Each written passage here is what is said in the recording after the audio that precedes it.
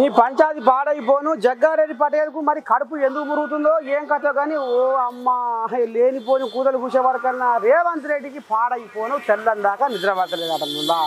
అసలు ఏమన్నాడు మరి జగ్గారెడ్డి పటేల్ ఏం కథ ఇందా.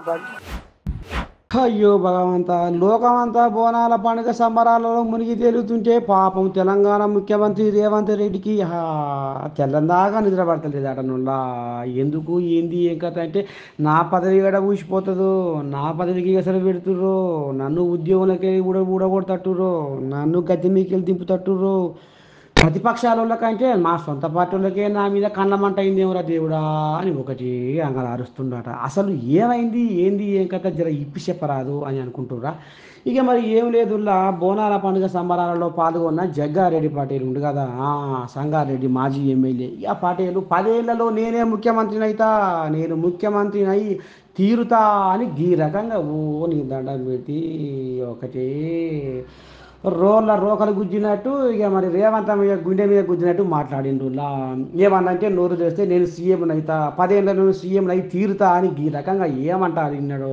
ఇక నుంచి వెళ్ళి ఈ మాట ఆడవై ఈడవై రేవంత్ చెవులో పడ్డాక సారుకు తెల్లందాకా నిద్రపోతే అంత కొట్టు అమ్మ నా పదవి ఊసిపోతట్టుంది, నా సొంత పార్టీలు నాకు కుంపడి పెడుతుర్రు అని ఈ రకంగా పాపం సారు నారాజై తిరుగుతుండట.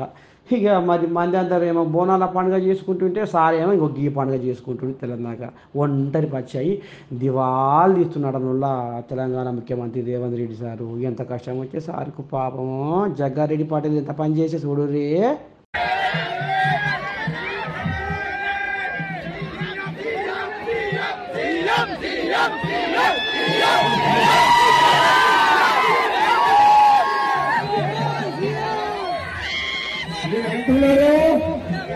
ఎమ్మెల్యే ఉన్నా లేకున్నా ఇంకా 10 ఏళ్లలో బరాబరి రాష్ట్రానికి ముఖ్యమంత్రి